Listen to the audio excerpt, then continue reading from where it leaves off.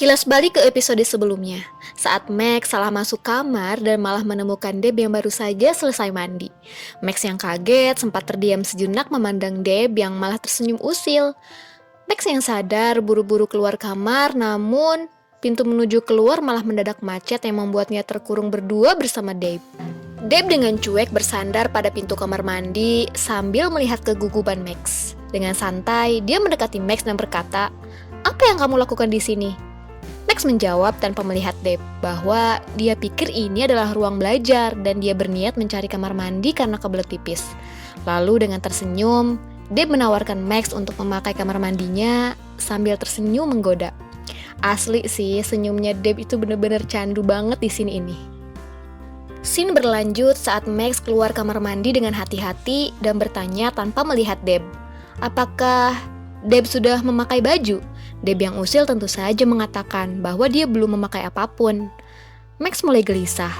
Kenapa Deb lama sekali? Namun Deb menjawab, tunggu saja, masih belum selesai. Padahal dia tengah duduk santai memainkan handphonenya. Dan mengatakan kalau Deb memang terbiasa telanjang jika di kamarnya. Namun, karena melihatmu merasa panas dan terganggu, maka aku akan memakai sesuatu, lanjut Deb. Max mengatakan bahwa dia tidak terganggu dan tidak merasa panas.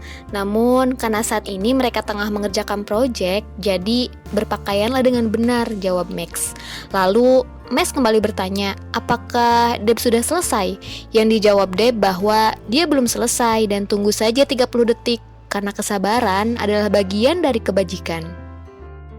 Setelah sekian lama berdiri di depan pintu kamar mandi, akhirnya Deb mengatakan bahwa dia sudah selesai berpakaian, dan Max pun berani menoleh meski masih sambil menutup matanya khawatir Deb berbohong. Selanjutnya, Deb menarik tangan Max untuk duduk di kasur di sebelahnya.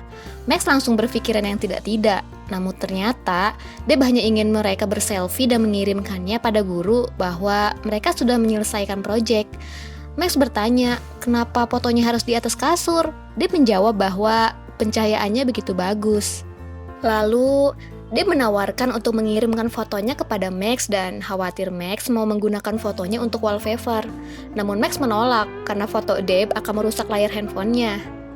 Scene berpindah saat Max dan Deb tengah bermain biliar.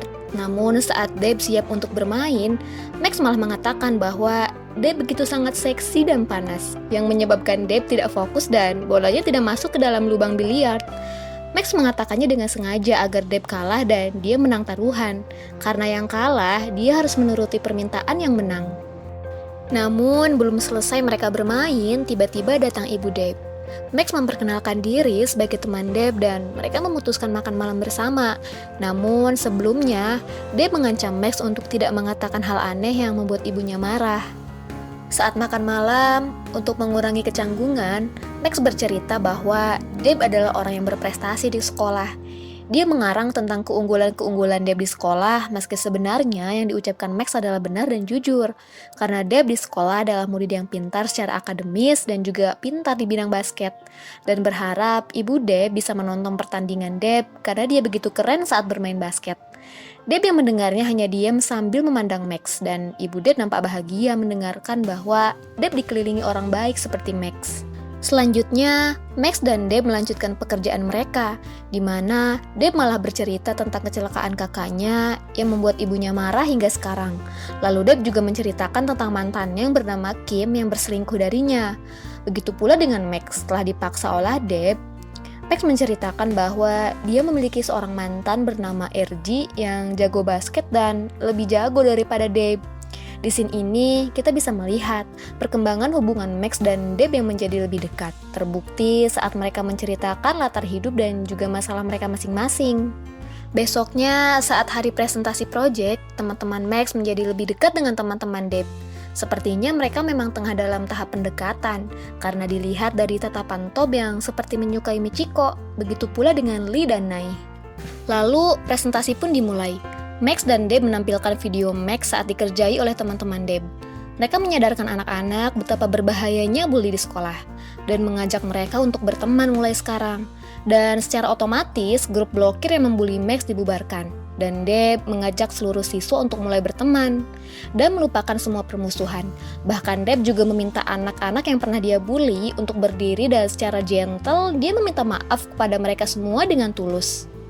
Dan semua siswa pun saling meminta maaf kepada orang yang pernah mereka bully, lalu berita itu tersebar ke media sosial sebagai sesuatu yang positif dan mendapat banyak dukungan dari banyak orang.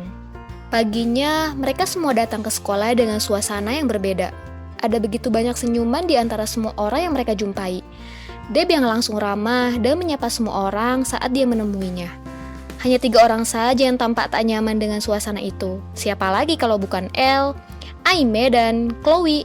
Mereka yang masih dendam dengan Max langsung melabraknya dan menarik rambut Max dengan kasar.